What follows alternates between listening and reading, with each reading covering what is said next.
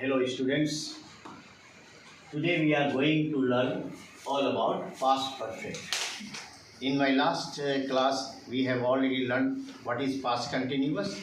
We are continuing with the second branch of tense, past tense. This is the third branch of past tense, past perfect.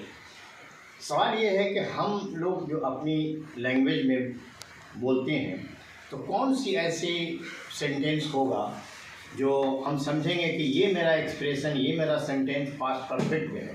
तो उसकी पहचान है कि ये sentence जो है, जिस सेंटेंस में चुका था, चुकी थी, चुके थे हो, या था, ई थी, ए थे हो।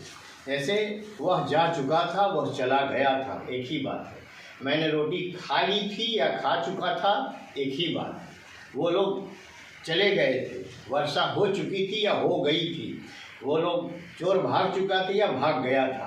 तो ये सारे सेंटेंस किस में आएंगे? पास्ट परफेक्ट में आएंगे। जब हम जानेंगे कि ये सेंटेंस पास्ट परफेक्ट में है तो बनाएंगे कैसे, स्ट्रक्चर फार्मूला क्या है? तो subject plus head plus V3 plus object, ये फार्मूला। अब इन सारे सब्जेक्ट के साथ हेड लगेगा। जैसे कि कल हम ये पढ़ा रहे थे पास्ट कंटिन्यूअस, तो उसमें ऑक्सिलरी 2 लग रहा था। I, he, she, it singular noun के साथ was, we, you, they plural noun के साथ वह लग रहा है। लेकिन यहाँ ऑक्सिलरी एक ही है जो सबके साथ रहेगा। और V3 जैसा कि हम लोग पहले भी पढ़ चुके हैं, वर्ब के 5 रूप, V1 और V5 के बारे में प्रेजेंट इंडेफिनिट हुआ, V4 प्रेजेंट कंटिन्यूअस हुआ, V3 प्रेजेंट परफेक्ट हुआ और V2 पास्ट इंडेफिनिट हुआ।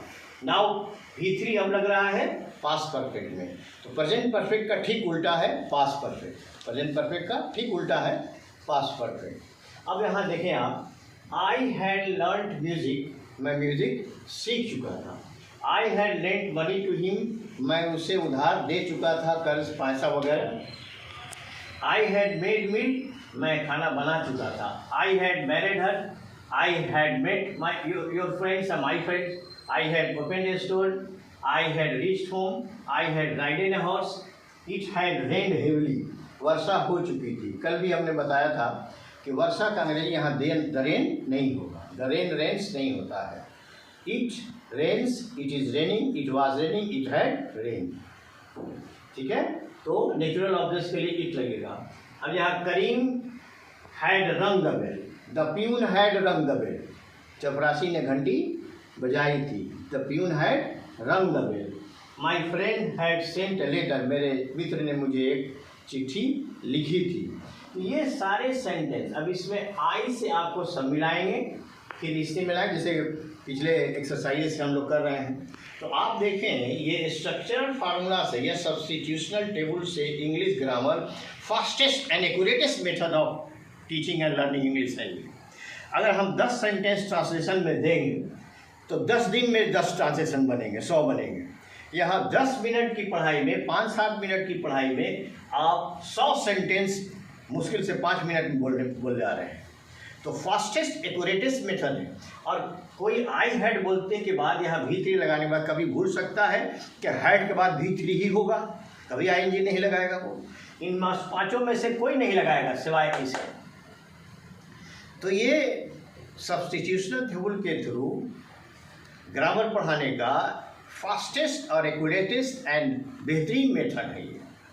ट्रांसलेशन मेथड की अपनी डिमेरिट्स है, ट्रांसलेशन मेथड के अपना ये डिमेरिट भी है और थोड़ा मेरिट्स भी है, वो हम बाद में इस पर आएंगे। सेकेंड ब्रांच में इस सेंटेंस का, इस पास्ट परफेक्ट 2 हिस्से में है।